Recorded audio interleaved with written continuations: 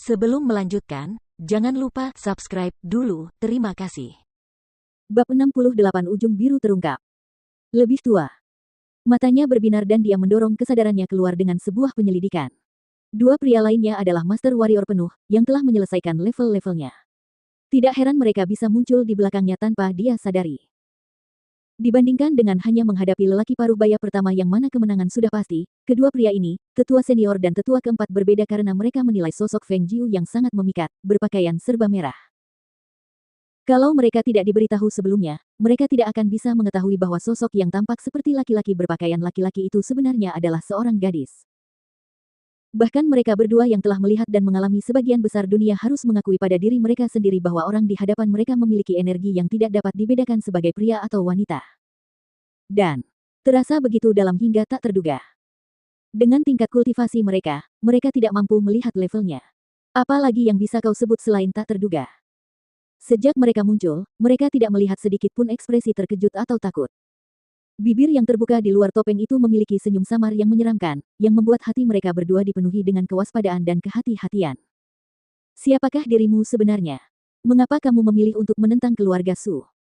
Sang tetua senior bertanya dengan suara yang dalam, tatapannya yang tajam menatap tepat ke arah sosok merah itu. Feng Jiu melirik ke arah tetua senior sejenak dan nadanya bertanya-tanya, melawanmu. Ayolah. Kalianlah yang telah menganiaya aku selama ini, kapan aku pernah memulai pertengkaran dengan kalian? Dia berhenti sejenak, lalu mengalihkan pandangannya ke arah depan, ke arah lelaki setengah baya pertama dengan senyum masam dan berkata, kalau bukan karena tuan kedua dari keluargamu yang berlari ke pasar gelap untuk menawar kepalaku, bagaimana mungkin aku bisa menemukannya? Meski begitu, kau telah membunuh tuan muda keluarga Su dan melumpuhkan salah satu lengan tuan kedua. Itu adalah fakta yang tidak dapat kau sangkal. Oh, dari apa yang kau katakan, saat kalian mencoba membunuhku, aku harus menjulurkan leherku dan menawarkannya kepada kalian semua di atas piring. Tanyanya dengan alis terangkat, senyum tipis masih tersungging di wajahnya, tetapi sorot matanya dingin dan dingin. Wajah tetua senior menjadi gelap dan dia berkata sambil tertawa dingin, kalau begitu, kamu hanya bisa menyalahkan nasibmu karena telah menyinggung orang-orang yang seharusnya tidak kamu lawan sejak awal. Keluarga Sukami yang terhormat dengan kedudukan hampir satu abad bukanlah sesuatu yang dapat kamu lawan. Jika kamu tahu apa yang baik untukmu, serahkan dirimu kepada kami atau... Feng Jiu melengkungkan ujung bibirnya dan tertawa liar, lalu dia bertanya dengan nada sangat ingin tahu, atau apa? Membunuhku. Atau kami akan membawa kepalamu kembali sebagai jawaban atas misi kami. Tetua senior itu meludah, jari-jarinya langsung melengkung membentuk cakar, menunjukkan kemahirannya yang tinggi dalam seni bergulat dan menangkap.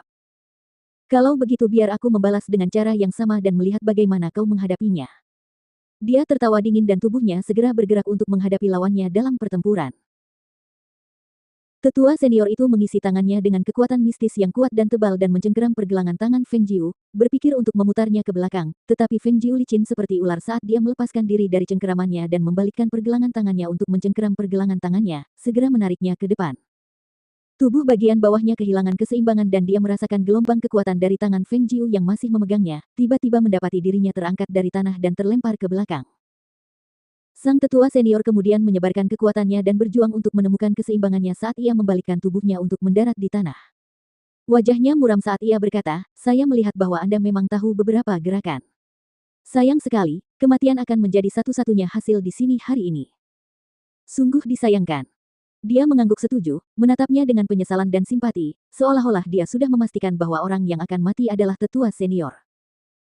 Tatapannya yang penuh penyesalan dan simpati membuat tetua senior sangat marah dan dia menghunus pedang panjangnya untuk mengarahkannya langsung ke arahnya, sambil berteriak keras, anak nakal yang tidak tahu malu.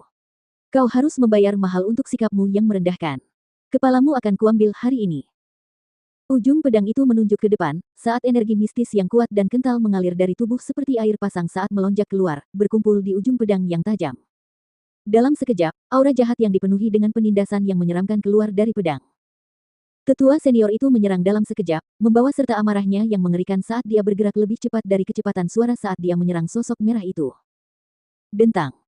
Pedang panjang yang bersinar biru di bagian tepinya menghalangi serangannya. Pedang itu saling beradu, aura tajam dari kedua pedang itu tidak pernah surut sedikit pun. Pada saat yang sama, beberapa tarikan napas juga terdengar. Pedang biru.